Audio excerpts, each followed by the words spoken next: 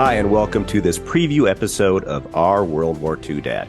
I'm Chris Cangilla alongside my brother Ken Cangilla, and we created this podcast to share some stories about our father, Army Private First Class Louis Cangilla, who served in the European theater during World War II. Now, Ken, you're going to have to act like our expert here. I know you are, because on this podcast, we need some guidance. And over the past few years, I know you've been doing a lot of research about Dad's time overseas. Is that correct?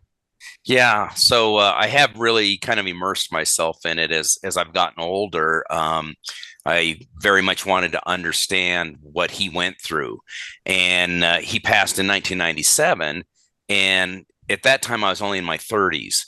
So I was raising a family. I hadn't delved into his war history that much, although I heard him tell very few and very short stories throughout the years. I never really asked the follow-up questions because I didn't know what to ask even. Well, after he passed, I think then Band of Brothers came out in about 2000. Is that right? It seems about right. Yeah. Yeah. And so that really piqued my interest having watched that series. And I got to thinking, well, what was Dad's world like then? Because I knew he was over there.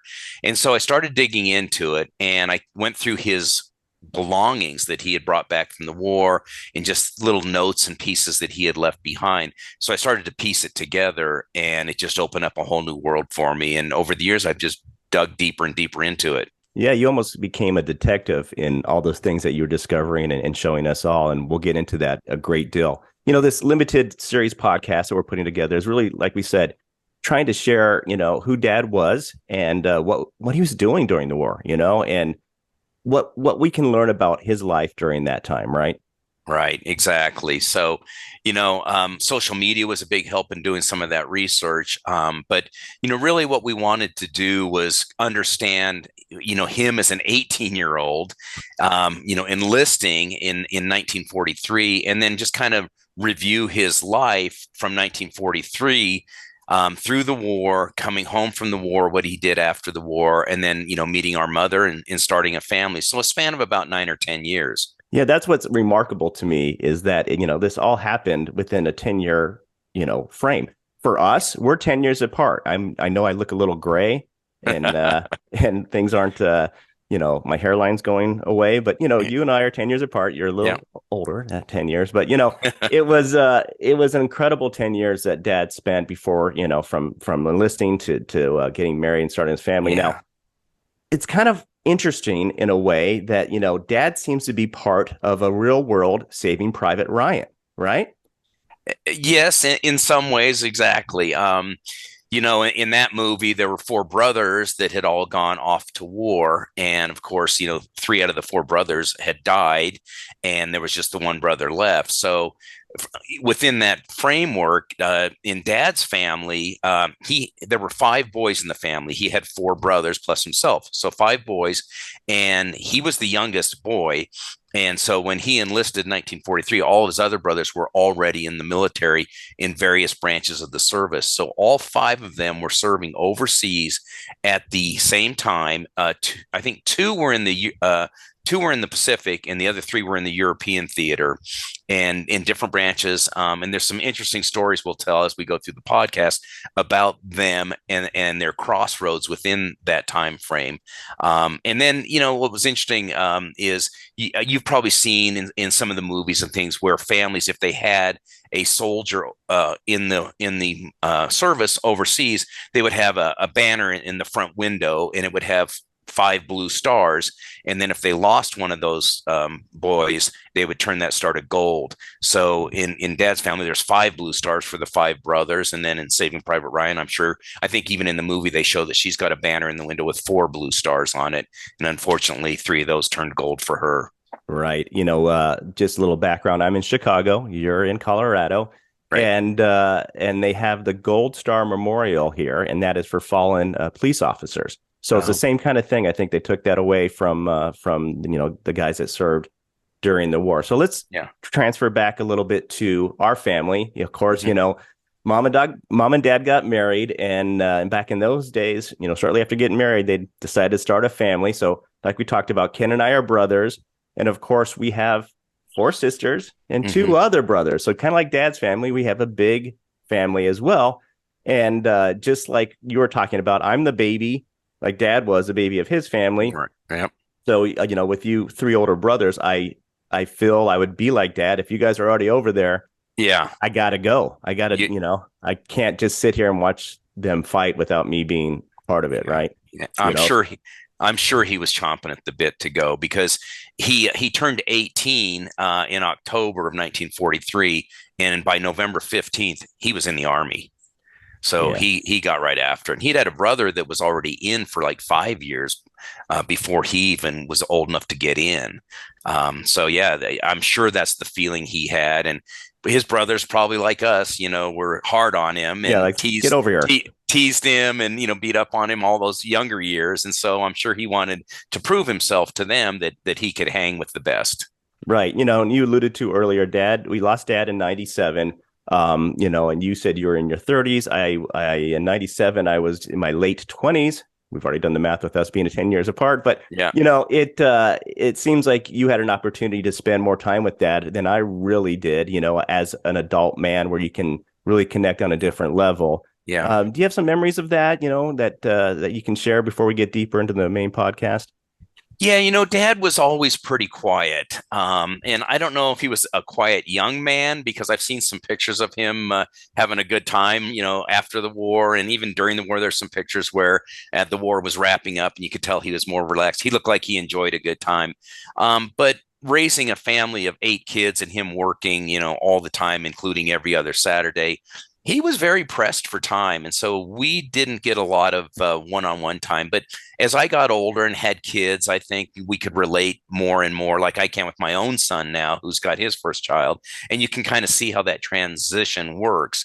So we got to chat, more and more. And like I said, I didn't press him about the war stuff. But when he did talk about it, he would share a little bit. But it just always struck me that it seemed like he kind of downplayed it. Yeah. And in doing my research, I found out that he was in some real tough battles with a real tough troop of guys that he was with that really had some important things to accomplish over there in the European theater. Yeah, I think it's true. And my research and what I've heard about the greatest generation that did serve is that they don't talk. They don't talk about their experience.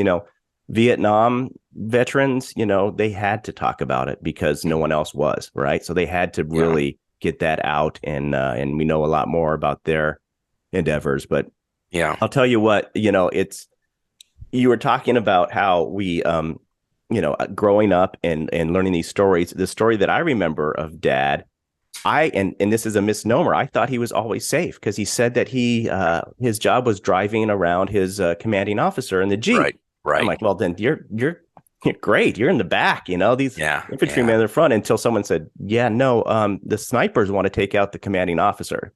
Right. Yeah. So dad wasn't as safe. And I didn't realize that until I was a grown man. Yeah. But you know what? Good. And it's not like he was driving around some general back in Paris. He was up on the front lines and he's driving a colonel around. And I'm not sure what other officers, but I do know there was a Colonel Hansen that he drove around.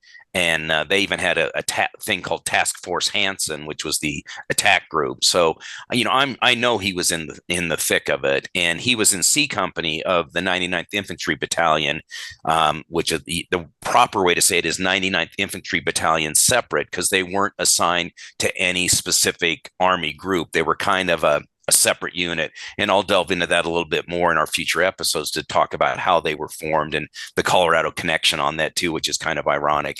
But anyway, yeah, he downplayed it. I think he probably saw more trauma than we expected. And I don't think he was any great hero or anything, but I know that he definitely was in the thick of things in at least 3 major battles. Yeah, it's interesting because, we grew up in Colorado, but dad was from Pittsburgh. So there's a Colorado and 99th link, but not a really Pittsburgh link. And that's where dad's hometown was. So, before we wrap up this preview episode, I want you to share, if you could, just a little bit about what you've been experiencing these past couple of months, because quite frankly, that's what kind of sparked the idea of doing this podcast. Yeah. Yeah. So, I'm in my 60s now and not getting any younger. So I decided I finally want to make a trip to Europe, and I had never been. And so I planned out this trip to Europe, and part of my goal was to research some of our family history going all the way back to grandfather and great grandfather in Sicily, Italy. So that was part of it. But the other part that was probably one of the bigger parts for me was to walk in the same footsteps that Dad walked in when he was fighting across the European theater in World War II. And after doing my research, I knew these places that he had been. I found a local person who was very well educated in one of the major battles he was in, who was actually my tour guide just because he's so interested in it. And I learned so much from him. And then in addition to following in Dad's footsteps, I was able to see some of the prime areas like Omaha Beach and Carentan and things like that, that Dad wasn't there, but were very significant things that took place. So I really immersed myself in that, took my time to go through Europe and do that. And it really gave new meaning to what he went through to see the same sights he saw, and gave me new respect for what he had to do, and really admiration for all the men that fought in that war. Absolutely. And you really, that immersion that you did is what I can't wait to hear about, because we haven't really spoke a lot about your trip. I know you got back a couple of weeks ago, right? And so I'll be learning along with our listeners and viewers about this whole thing as we go through it. It's going to be great as we, now together are going to retrace Dad's steps, Yeah, exactly. And I can't wait to take you through it.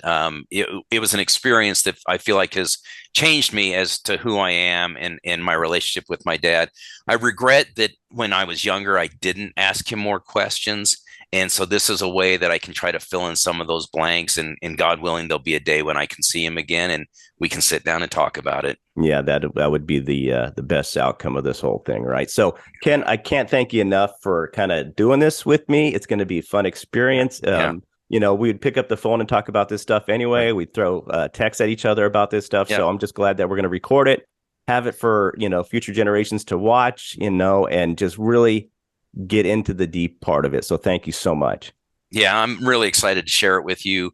And I think you're going to find it very fascinating, not just because it's your dad doing it, but it's such an important piece of history and was a really important time in the lives of our parents. And fortunately, he survived it, met Mom, and here we are today to be able to do this. We wouldn't be around. There would be no podcast, no story, no us if he didn't return safely. So that's the best outcome for that too. But I really want to thank our viewers. I hope that you are excited as we are to join us on this journey as Ken and I discover, who our World War II dad was. So we'll see you on the next episode of Our World War II Dad. Thanks for watching and listening to Our World War II Dad. Please remember to like and subscribe and turn on that notification bell so you don't miss an episode. And if you're just listening to the podcast, please leave us a 5-star review. We would really appreciate it.